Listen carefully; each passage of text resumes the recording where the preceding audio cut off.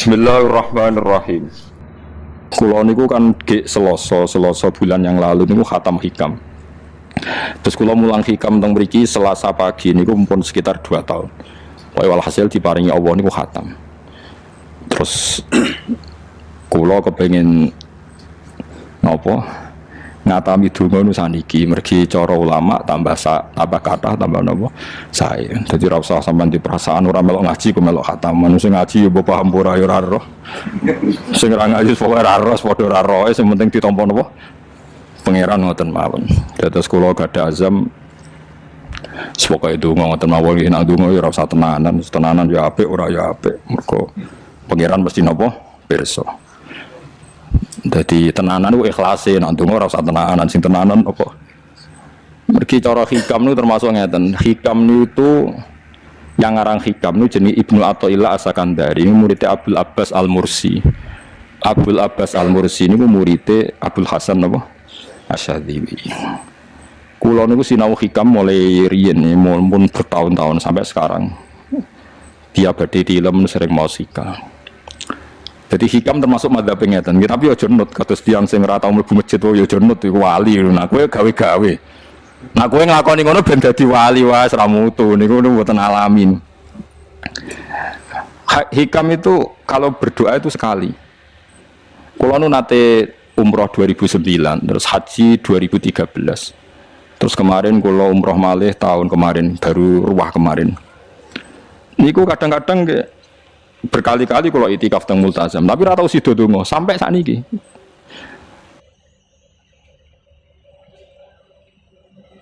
Mergo donga mbok pisan tok, anggere ape donga neh. Lho pangeran ijek eling kok tak elingno. Mergo hikam termasuk mengingatkan gitu, kamu kalau doa itu jangan ulang. Karena yunabbahu iku man yajuzu alil ikhfal, yang boleh diingatkan hanya orang yang mungkin lupa. Allah ora bakal lali kok mbok elingno. Dadi kuwi anggere ning ngarepe multazam pe donga. Ujung aku wingi pangeran celing wis ra sida donga. Wah anggere ape dongane, tapi ndak gawe-gawe lho, saya asli, maksudnya asli. Anggere ape dongane. Kan celing kok. Ya wis. Sampai kula nu ten raudhah niku akhirnya mau maca selawat, maca Quran. Anggere donga ya seling to Gusti ngono terus. Dadi yo pancen unik, wong wali ku unik. Aja gawe-gawe lho, tapi aja nut kula cuma pancen hikam adzab ngoten. Wa inna ma yunabba wa amne din elingno sapa man wong ya juzu kang oleh ali ngatasi man apa alif falali. Sing oleh mbok elingno zat sing kemungkinan ora tau lali kok amen mbok elingno. Wingi mbok omongi, saiki mbok omongi. Lho cara kowe diutang ditagih terus iso eling iso eling. Dadi hikam adzab unik. Ya tapi udahnya wali ya tetap napa? Wali wis keliru tetap wali. Nah, ben arah wali ku bener wae tetep ra wali wis ra bakat. Tapi aja gawe-gawe lho, syaratnya napa? Syaratnya aja napa? Gawe-gawe. Iki kula iki sering diprotes ben. Gus ora tau ora jenengan donga. Jare sapa ora donga wingi sedonga. Kok ora donga nah, jeling. Kadang kula yang ngerasa dosa tapi piye kadang tengah ati ngoten ya akhire ya ora roh. Pokoke aku anggap ndonga ya ndonga ben ora ya ora. Pas ndonga ya anut wali, pas ora ya anut wali kadung bener. Dadi pas ndonga ya bener, pas ora ya bener. Tapi itu memang sebagian mazhab beliau. Jadi ini nanti saya bacakan hikam dua kata mutiara terus ndonga, supaya ndonga sampean ndonga supaya ndonga. Piye-piye kita gadah sanad madhab yang diakui termasuk Thariqah Mu'tabarah selain Naqsyabandiyah, Qadiriyah, apa Sadiliyah. Lah Sadiliyah itu di hikam niku meneh mergo hikam sing aran Abdul Abbas Al-Mursi muridnya Abil Hasan apa Asyadzili. Sehingga orang tahu madhab Sadiliyah ya lewat kitab napa hikam. Makanya kitab-kitab apa saja generasi setelah beliau itu gak bisa lepas dari kitab napa hikam. Sampai diarani hikam atau iya. Madhabe menapa atau iya. Mergo atau iya iku maknane sing arangu napa Ibnu Athaillah disebut hikam atau iya. Itu beliau sebetulnya ya ada orang alim yang butuh mikir jelimet nggih boten. Ya wong waras wonten mawon. Misalnya orang waras begini, pancen wong waras itu beda ora waras pancen. Misalnya gini, saya ngambil uangnya Mustafa tanpa pamit boleh ndak? Ndak boleh kan. Terus beliau membuat makalah gini, kalau aja apal. mana aka antat daiya mimma lil makhlukin. Allah itu mencegah kamu, melarang kamu mengklaim barang yang tidak milik kamu, padahal sama-sama miliknya makhluk. Misalnya Mustafa punya mobil, aku milik saya, boleh ndak? Boleh ndak sama siapa saya? Ndak boleh kan? Mustafa punya rumah, aku milik saya, boleh ndak? Ndak boleh. Kalau mengaku miliknya orang sama-sama makhluk saja ndak boleh, apalagi kamu ngaku-ngaku hal yang milik Allah. Misalnya sifat menentukan nasib itu milik siapa?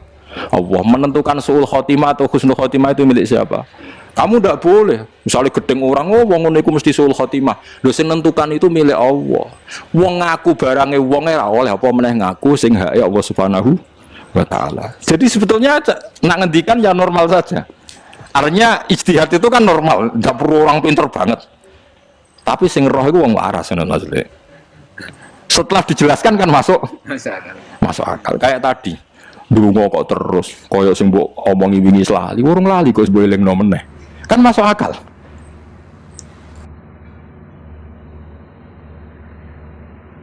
Tapi kok anut aku, mergo asli, wong anut-anut kan mboten apa. Dadi ini kula waca kalimah pun nggih kenangan kula ben dadi nggih kenangan kula napa makalah sanggeng napa hikam ya.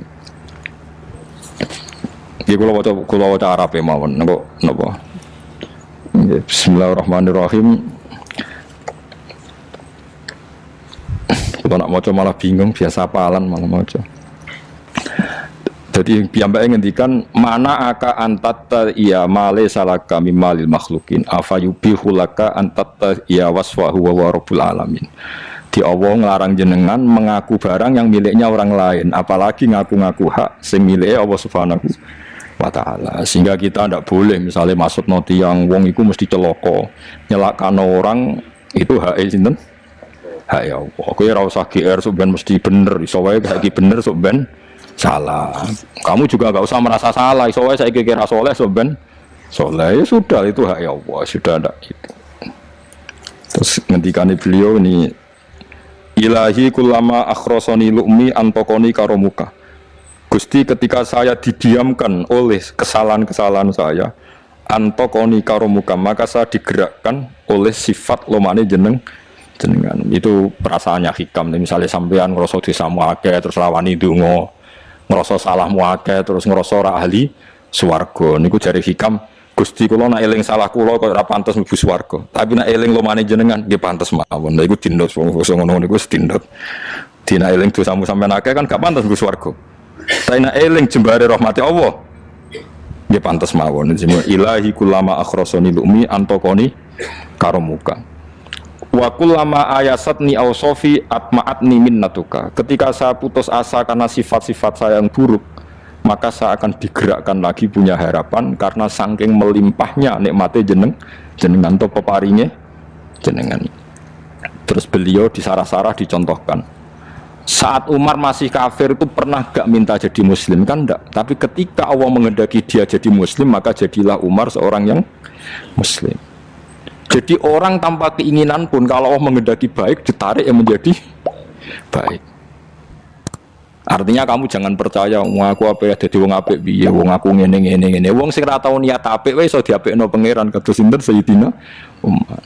Sunan Kalijaga ketika nggarong ning gone Sunan Bonang niate ya untuk emas.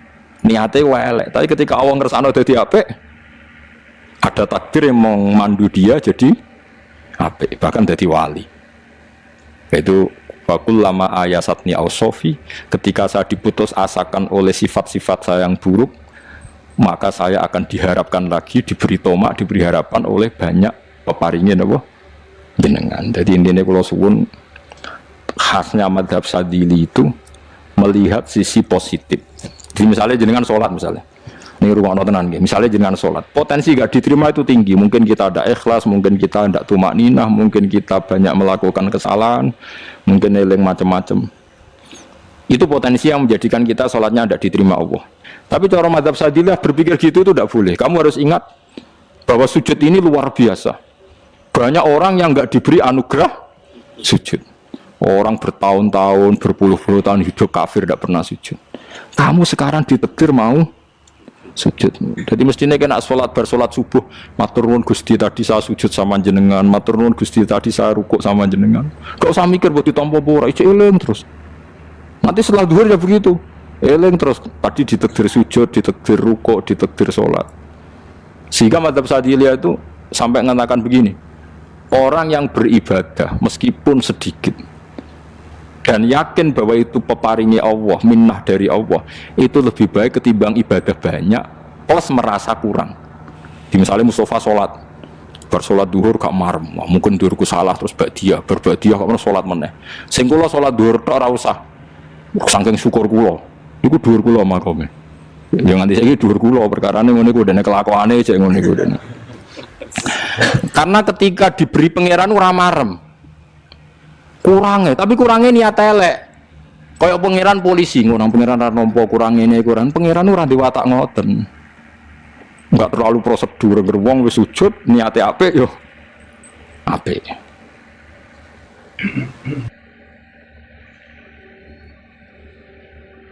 Ya mulane kula nate debat mbek jenengan kula kan bolak-balik cerita. Sampai nak sujud itu untuk menjadi sah itu kan bathuk, tangan loro, dengkul loro, delamaan loro, sehingga harus sujud pada 7 anggota. Jadi menurut madzhab yang asoh kalau sujud itu harus 7 anggota. Tapi ada ulama yang mengatakan cukup bathuk tok ambek sikil. Angger wis ngene jenenge sujud. Alasannya ulama iki masuk akal. Saiki nek diwalik ana Zaid yang muslim, bathuke ditemplekno bumi niat sujud ning berhala, hukumnya kafir ta ora? Enggak jawab ya, kafir kan? Iku syaratnya anggota pitu apa asal bathuke nemplek? Mulane jare ulama sing kaul sani. Lah iya go murtad ora usah syarat kok nggo bener. Syarat. Lah iya sing digo murtad ora usah syarat kok sing sujud go pangeran. Besar. Nang ngono ora usah syarat anggere ngono ya jenenge sujud. Buktine wis sah nggo dadekno murtad. Yo ulama yo macam-macam. Mana kau jangan aku ilmunya sakit. Artinya sampean raku jangan mazhabku. Maksudnya mergo kula lah ya sadar sebagian mazhab saya itu masalah bagi Anda. Tapi saya ikut Anda lebih masalah kan. Apa kok ora roh maksudnya kan gak jelas. Acuannya hukum ndak jelas. Ya karena tadi kamu sekolah di Australia, di Amerika, wong kok kancanan wong kafir. Tapi barokahnya anak-anak yang sekolah di sana, yang kerja di sana, akhirnya di Amerika ada masjid. Di Australia itu barokahnya mahasiswa, pekerja, orang kedonyan macam. Sekarang orang kedonyan di Taiwan, di Korea bikin komunitas masjid. Ya, akhirnya di bumi Allah di sana ada yang sujud. Ya itu nyata. Meskipun teori Anda juga nyata, sebagian mungkin katut widoan ngono, katut macam-macam. Sama-samanya ya sudah kita berpendapat ya seperti itu. Wallahu alam yes, ya mungkin naik HP, mungkin naik orang. Wallahu alam supaya donga supaya HP. Tapi kan kita tidak satu arah karena ngendikan ya seperti gejolokannya Allah dengan Nabi Ibrahim itu kan kelihatan. Malaikat Israel berjabut Nabi Ibrahim. Nabi Ibrahim gak terima, gak iso Israel. Aku kekasih pangeran.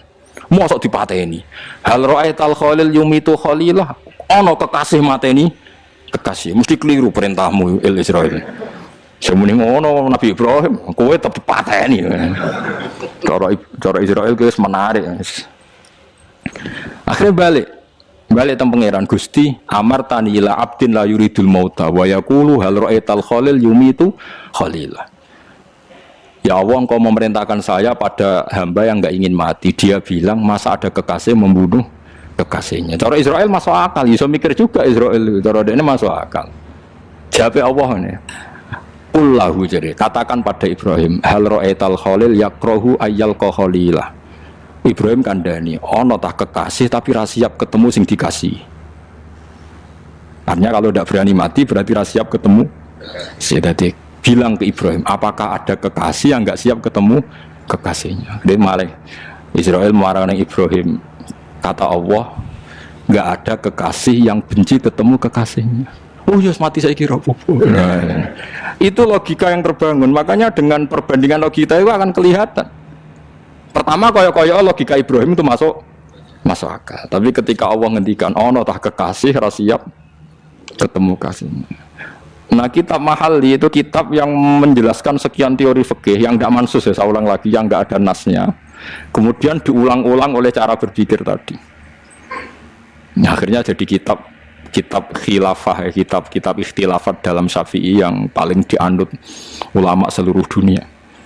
Jika terus Habib Zain Samangke, semua ulama itu rujukannya kitab Mahalli. Ya karena tadi yang nggak ada nas, saya ulang lagi, yang nggak ada apa? Nas itu ada sekian pilihan kaul, ya sama-sama masuk akal tadi. Meskipun dalam tradisi tertentu kita tidak mungkin mempraktekkan. Ke wanita ke jenazah kok guri. Nah komen takobal wa minkum takobal ya Karim pasti dia kau kiai sableng. Jenazah gitu kok. Tapi saya sekarang mulai curiga dengan di Arab Saudi karena tetap ada sholat gaib tapi mayatnya sudah nggak di depan, nggak di depannya sudah. Sekolah menangi rian buku-buku mayat itu.